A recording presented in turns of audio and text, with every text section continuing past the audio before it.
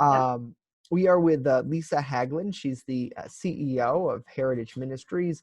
And Lisa, I know this week it looks like your group has reported some more COVID-19 positive tests within employees. Can you explain to us what was reported and what's happening right now? Absolutely. So as you're aware, and I know we've talked before, we have over the past 5 months conducted, as one of the largest employers and providers in Chautauqua County, we have conducted about 20,000 tests. And unfortunately, we've had 6 employees throughout the course of those months test positive. Right now, it's kind of the worst all at once. We have 3 employees, 1 in each of our skilled facilities, who've tested positive. The wonderful news is, from our perspective, they're asymptomatic. They're shocked they have it. And of course, they will get retested to make sure they didn't get a false positive. But, what a strain this is. Not only on employee mental health, it closes visitation for our residents and it sets that clock at another 14 days. And as we enter into the flu season and winter, our hearts are just bleeding. I think the news, and we even myself, we head into these seasons of, we're so used to hearing about it that we're forgetting what it really means. Yeah, I can certainly agree with you. And I think Heritage has done a good job of keeping people safe. And, when I saw this morning that there were the test results, it's like, when you see that, that's good news. Not good news that you have the results, but good that we haven't seen that like some other places in the state where they have, half of their staff testing positive for COVID, and residents and things like that. For these workers, what facilities were they at? Were they in Gary, and then Our 3 skilled facilities, so Heritage Village in Gary, Heritage Park in Jamestown, and Heritage Green in Ellery outside of Bemis Point.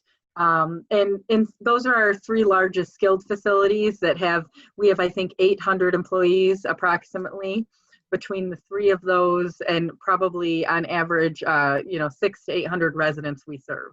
Gotcha. And then at this point, I know everyone has PPE and there's the precautions, but were those workers in contact with residents, or are you able to kind of give us a little more insight as to the concern there? Sure. Due to some privacy, I can't go too far into details, but what I can tell you is, out of those roles, 1 had direct contact, 1 had partial, and the other 1 had limited. However, they were in full PPE, and the residents' tests have come back negative. So really a great kudos to our staff and our infection control director for really, because we're doing it the right way, we've limited that spread. Not to say it couldn't happen, especially with the families that were coming in. But, we're thankful that they were in proper PPE. But, the cost of the PPE, the cost of the testing, we're rolling upwards into the $3 to $4 million mark right now, just in our county. Wow. Is there any sort of assistance you're getting from that? There is. We have applied for FEMA. So that will, at some point, we will see some cost back on our savings. It won't be the full 100%, but we will see some. And we have gotten twice now smaller amounts in federal aid. It hasn't covered the whole expenses, but it has certainly helped, and we're thankful for that. Absolutely. As for going forward, then you mentioned that the visitation has to be suspended. So that would be at the 3 facilities where the employees tested positive? Yes. They didn't all test positive on the same day, so it'll be kind of a structured reopening once we have all the clearance again.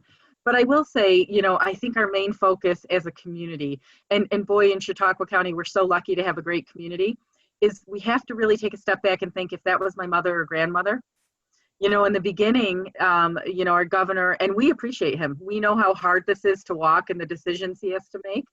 But in the beginning, they went 4 or 5 months without seeing family.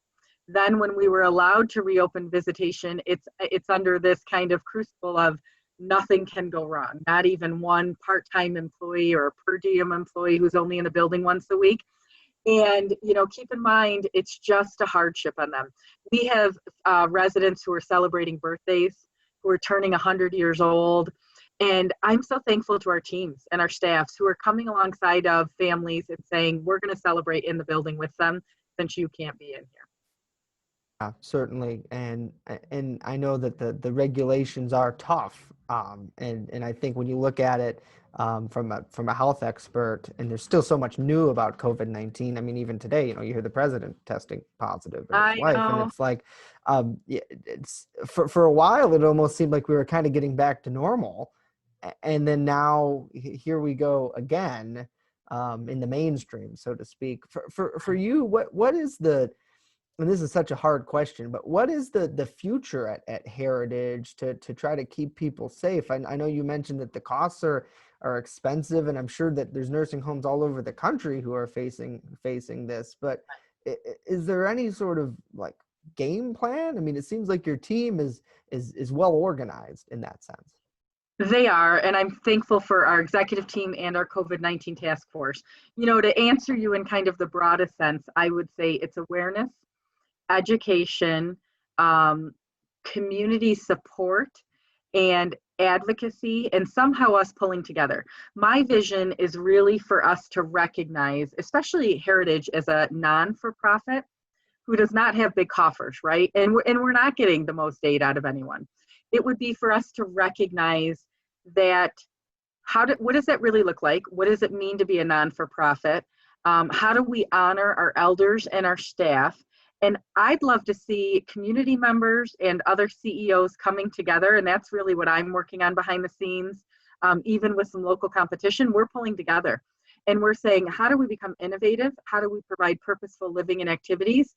And how do we mitigate as much as we can in this storm? I have confidence as Americans, and especially as one with faith, that we'll get through this. But let's make sure we do it well. Yeah, absolutely. Anything else that you have to add that maybe we didn't touch on in the interview? No, I don't think there's anything significant, but what I would ask is for the community to recognize and reach out to us. We've set up an email, questions@heritage1886.org, where people from the community can just reach out to us and say, how can I help? And that might not even be financial. Maybe it's doing a window visit or planting a mum outside a window. So we would just encourage our community to remember our loved ones and our elders that we should be honoring, and our employees as we head into winter. Absolutely. All right, Lisa, thank you. I guess I was just thinking one more thing. For the 3 employees, I know you can't explain too much about them, but Yep. were all the tests did they all come back this week? Or I know you mentioned it was over a certain amount of time. Yes, we have weekly testing cycles because we're all tested, including me, weekly. So those all came back within that same segmented period.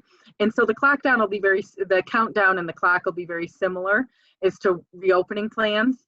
But yeah, it's all in the same period. Gotcha. So that would have been like the last 7 days from Yep. today? Absolutely. Yes. Okay.